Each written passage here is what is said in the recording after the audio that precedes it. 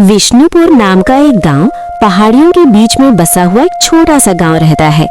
उस गांव में गर्मियों में कोई फर्क नहीं पड़ता था, पर सर्दियां आई बोले तो ठंड बहुत ज्यादा रहती थी। वो पूरा गांव सर्दियों में पूरा धुंध से भरा रहता था। लोग ठंडी से कांपते हुए अपना अपना काम करते रहते थे। ऐसे ही रहते उस गांव में एक छोटी सी नाश्ते की दुकान चला रही सीता नाम की लड़की थी। सीता सर्दियां आए बोले तो बस अपने पुराने लोहे के तवे पर गाजर का हलवा बनाती थी। एक दिन कस्टमर सीता के पास आता है। उसका नाम यादव था और यादव अरे सीता बेटी, मुझे गर्मा गर्म गाजर का हलवा चाहिए करके बोलता है। तो सीता, अरे काका चला रही हूँ ना, सर्दियों में गाजर का हलवा स्पेशल गर्मा गर्म ही दूंगी करके कहते हुए बड़े प्यार से गाजर का हलवा देती है। तो वो पैसे देके चला गया। ऐसे सीता हर एक से अच्छे से बातें करते हुए, अच्छे से रहते हुए, अपना काम खुद करते हुए अपने पिताजी को पाल रही थी, क्योंकि उसके पिताजी बहुत सालों से बीमार थे। इससे पूरी दुकान की जिम्मेदारी सीता ने ले ली थी। उसी समय एक युवक रमन हर रोज खेती पर काम करने जाते हुए सीता की दुकान के पास आकर रुकता था, क्योंकि सीता बोले तो रमन को बहुत ही पसंद थी, पर अपने दिल की बात बताना बोले तो वो बहुत ही डरता था। उस दिन भी सीता की दुकान के पास रमन आकर रुकता है और रमन अपने मन में, आज कैसे भी करके सीता को मेरे दिल की बात बताना होगा, पर कैसे बताऊं? कम से कम उसके हाथ में सोने की चूड़ी देकर बताएं तो अच्छा होगा। खाली हाथ कैसे बताऊं? मैं कितना प्यार करता हूं वो सीता को समझ में आना चाहिए ना। करके सोचते हुए रह गया। रमन को देखकर सीता अपने मन में, अरे ये आदमी कितने दिनों से वहीं पर रुका रहता है, कब बताएगा रे दिल की बात, और कब तक राह देखते रहूं तेरी बात के लिए, कहते हुए सोच में पड़ जाती है। तब रमन सीता की तरफ देखकर सिर झुकाकर अपने खेत के काम पे चला गया। अगले दिन सीता रोज के जैसे अपने दुकान पर नाश्ता बनाते हुए एक तरफ गाजर का हलवा बना रही थी।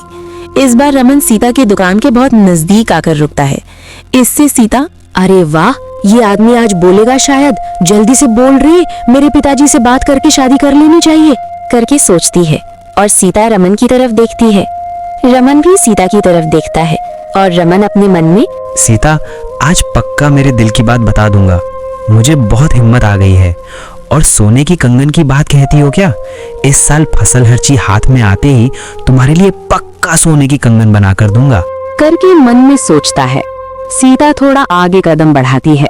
अरे क्या है रमन, वहीं पर रुक गए क्या करके पूछती है। इससे रमन थोड़ा हिम्मत करके आगे आता है। क्या है रमन, क्या चाहिए, कुछ इदक वगैरह खाए गए क्या, कुछ बंद कर दूं क्या करके पूछती है। तो रमन, दो सीता, वो कैसे पूछूं, समझ में नहीं आ रहा है करके घबराता है। तो सीता मन में, अरे यार ये आदमी इस जन्म में नहीं बदलेगा, मुझे कुछ ना कुछ बोलना पड़ेगा करके सोचते वक्त रमन, अरे वो नहीं सीता, वो थोड़ा हलवा मुझे देती क्या? पैसे से दे दे, फ्री में नहीं। तू जो गाजर का हलवा बनाती हो ना, उससे ताकत आती है और शरीर में गर्मी आती है, ऐसे गांव वाले कहते हैं सभी, इसलिए पूछ रहा हूँ। ऐसे ही यहाँ खड़ा होकर बात नहीं करूंगा ना, कहते हुए कांपता है। तब सीता को समझ में आ जाता है और सीता मन में, अब ये आदमी नहीं बदलेगा, मैं ही कोई अच्छा दिन देखकर पिताजी से बात करूंगी। सुन करके सोचते हुए, ठीक है लेगा हलवा, पैसे वहाँ रख दे डब्बे में कहकर थोड़ा चिढ़कर अंदर चली गई। तब रमन हलवा लेकर थोड़ा सा खाता है और रमन मन में, अरे वाह, कितना मीठा और मस्त हलवा बनाई है। बढ़िया बात बताने आकर आखिर में हलवे से काम चलाना पड़ रहा है करके सोचकर वहां से चला गया। अगले दिन रात को रमन की माँ की तबीयत अचानक खराब हो जाती है। उससे वो भागते हुए रमन वैद्य को बुलाकर लाता है। तब वैद्य रमन की माँ को देखकर रमन से कहे, बेटा ये तो साधारण सा बुखार है, पर तुम्हारे माँ को कमजोरी बहुत ज्यादा हो गई है। गर्मा गर्म कुछ मिठाई है तो लाकर दें इन्हें, पर गर्मा गर्म ही देना होगा, ठंडा वाला नहीं, ताकत आना है उनको करके कहता है रमन।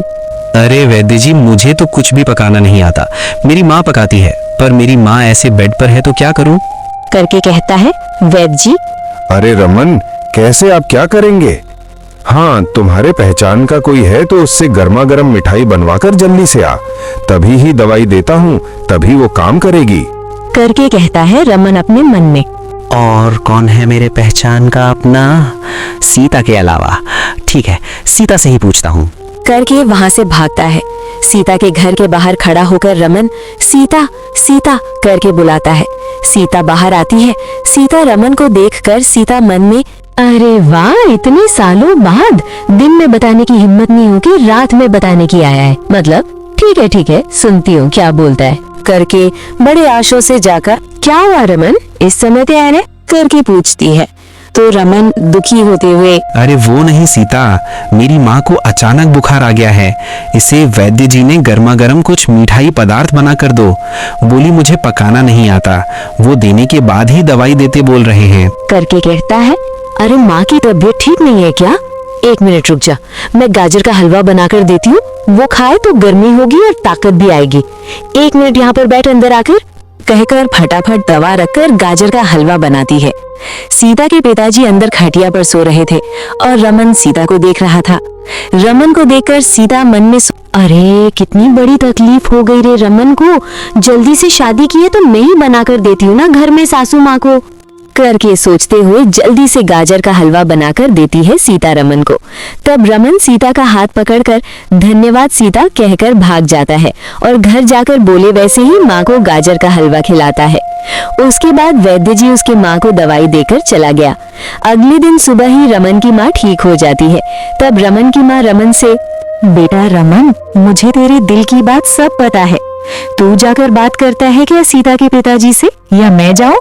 तुम दोनों की शादी का मुहूर्त निकालूंगी। सीता से अच्छी लड़की अपने को नहीं मिलेगी करके कहती है।